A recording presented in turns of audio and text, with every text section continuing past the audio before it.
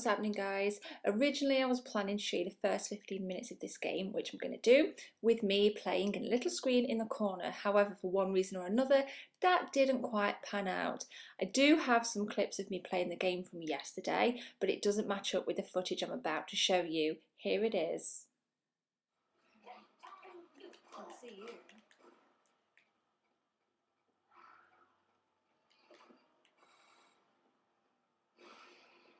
What's racing? Okay, oh, got a bit of fog. Music changed. Here we go.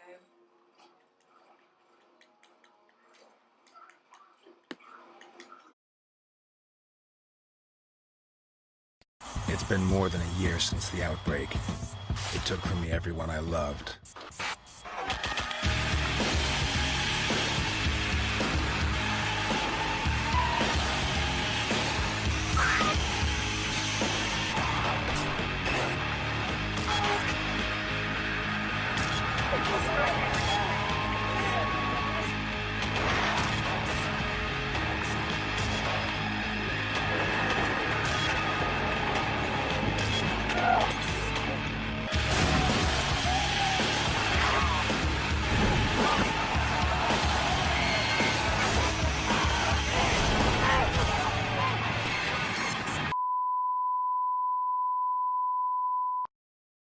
So here we are, guys. This was recorded from my PlayStation 4 share button. Just going to show you some stuff from the campaign. I believe there's a little bit more of an introduction, a bit of backstory to kind of get into before we kick into the actual game itself. So here it is. It's been more than a year since the outbreak. This is really kind of nice Took from artwork, me guys. everyone I loved. If you get bitten, you become one of them. But not me. I didn't know why I was special, and I didn't care. Just glad I wouldn't still be walking around when I was dead. But I wouldn't endure the pain of being eaten alive. If it came to that, I'd bite down on the capsule and be gone in seconds. But I'd run out of food and water, and my last barricade had fallen. There was an abandoned truck at the local gas station. I had to get to it. So let's play. So just loading up here. So for anybody that is a PS Plus member on PlayStation 4, this is actually a free game at the moment. If you're not a PS Plus member, then this game is £11.99, probably about $18 US dollars kind of conversion. So here we are, guys. This initial entry to the game is called The Beginning, believe it or not. And you can see the general commands on the screen. What do we have here? There's a gas tank over there we can kind of take out. I think this was my first attempt on the game, and the controls were really, really tricky to kind of master and hold. Maybe that's a flaw in the game. I don't know if anybody else has experienced that issue. So what you also may have noticed is the red and gold orbs that kind of flew out of the zombies there. They're absorbed by the main character, and they're kind of used to boost your gold. And after each particular level, there's an opportunity to improve armor and weapon loadouts. So the more orbs, you know, the better the customization that becomes available. So again, I was really struggling with the controls at this part to kind of try and just keep the gun pointed in the right direction, let's just say. Here we go, get on through. What's that, we gotta go down. Woohoo. Yes, it's quite a tense game, really, really good pace, actually incredibly fast. Zombies can come at you quite quickly, and what's interesting is that not all of the zombies move at the same pace. There's runners, there's slow, drag your arse around the map kind of zombies. So that adds a really, really nice pace to things, guys. And as well, as you've seen there, the car blow up. It's interesting because there's lots of inanimate objects throughout the levels or maps, or whatever you kind of want to call it. But you have to utilise those inanimate objects to you know, manipulate your environment to improve things. Here we've got onto the weapon loadout screen, which is quite straightforward really. Actually, armour, yeah, as you can see, I remember playing this. This was captured from Sunday, I believe, this gameplay.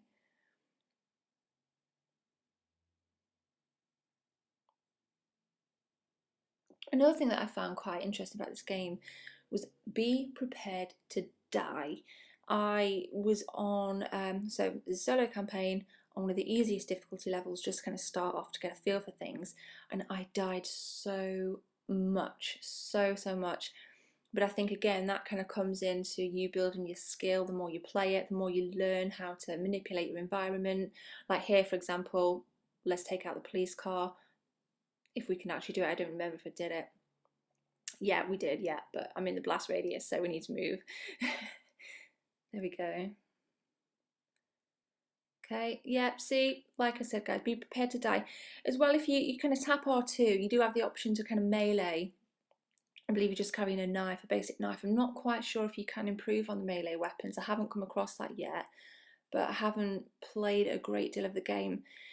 It does get quite monotonous. It can, you know, be quite repetitive, but I have seen other people's footage and the environments do change quite a bit. There's a scene where you kind of on a moving train on the top of a train, so that looks quite good. And I think again that all kind of comes in with that pace. Not only are you moving, but the environment around you is actually moving as well. So that shall be interesting. What do we have here? Oh, yep. Load of zombies hanging outside Primark. Only British people know what I mean by that. Usually you see a load of rats hanging outside there, don't you guys? That's really bad. Anyway, so as you can see, I'm being completely chased down here, collecting a couple of red orbs, gold orbs, ready to collect that gold and hopefully get some better weapons and replenishment of ammunition. Again, just there, if you look in the top left hand corner, you've got your health bar, which is the green thing. That self-replenishes. I really like that feature in games, especially in a fast game like this. It really does help to kind of give you that breathing space. Underneath the health bar was kind of like a grey bar. That's your dash bar. So you can kind of run around the map, but only for limited times. And I think, again, that adds to the difficulty of this game, because if you were able to run all of the time, then it would be a hell of a lot easier than what it actually is. Also, guys, you know, check me out on Facebook, comment, has anybody played this game? I really want to know what people's thoughts are. And I'm kind of sharing lots of my thoughts here. Wow, this is a pretty compact map. Yep, and somebody burst out the back of the trailer there. Oh my god. So weapon-wise, I'm carrying a rifle, I'm carrying an SMG. The SMG is my preferred weapon, obviously, because it has a higher kind of higher fire rate. I was going to say frame rate then. Higher increased fire rate than a kind of tap of the rifle, as you can see. Smashing some zombie ass with the SMG right here. Sometimes in these big crowds of zombies, it's actually a lot easier just to go, do you know what? Fuck it, I'm going to knife you all. Because the mechanics of moving around on this kind of third-person shooter and trying to kind of shoot 15 zombies with one gun is incredibly difficult. But obviously, I think the game's developed that way to make it more challenging, obviously. That's why you've got to use the environment around you, just to kind of give you that extra boost and things. Check the boot for loot, or trunk as the Americans call it. We call it a boot. Boot and trunk, same things. Check the boot for loot. So we just flicked over to the grenade as well. You also carry a grenade and a flare, which you can replenish after each level, depending if you've got the gold to buy it. So that's kind of quite nice. When you come across hordes of zombies, you can just sling a grenade in there and away you go.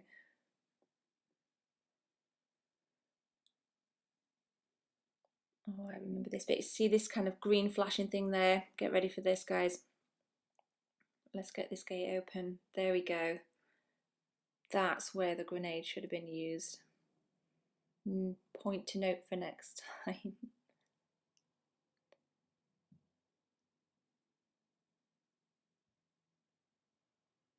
Come on, there's always one. There's always has to be one, doesn't there? You know, just the odd one lingering around. And as well, I mean, obviously you have a torch. I don't know if it's kind of attached to the weapon or if it's, you know, probably more than likely. But it's a very dark game. It's really, really dark. You do have the option at the beginning to adjust the brightness levels according to your, you know, preferences, but you know, it's really, really dark. And again, I think that kind of ties in with what I said earlier about it being a quite a tense game. It's not really scary. It's not, you know, horror. I think it's more about the environments that contribute to that kind of horror feeling almost. You know, it's nothing like Outlast where you're kind of jumping out of your skin, but it's kind of like a fun kind of jumping, and you know. There we go. Yay! Let's check out. Let's get some. Let's get some ammo. Always helps, doesn't it? Especially with the SMG. So as you can see, got fire rate, power. You know, the customizations are limited, but they're there. You know, that it's workable, which is nice.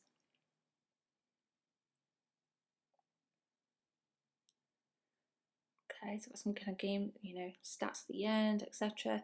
Now I like this because obviously this particular part, yeah, you can see again, you're kind of using the barrels to kind of help you get through, really. Clear the path. Move it, bitch. There we go. And again. Excellent.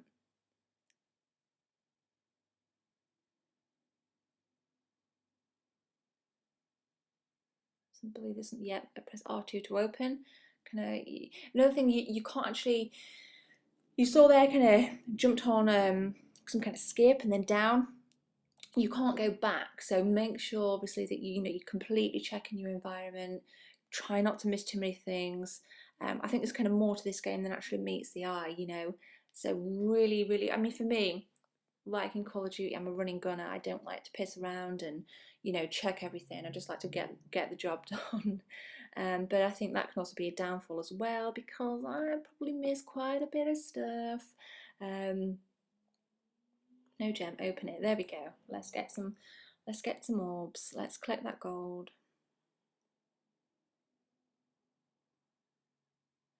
Let's kick some ass.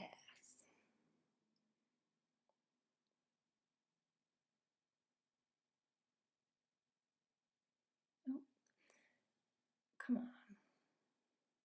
There we go. Some big, like some fat dude waddling over there. Yep, there we go. You're down too. Okay guys, so that's it. Thanks for watching and I'll put up another video soon.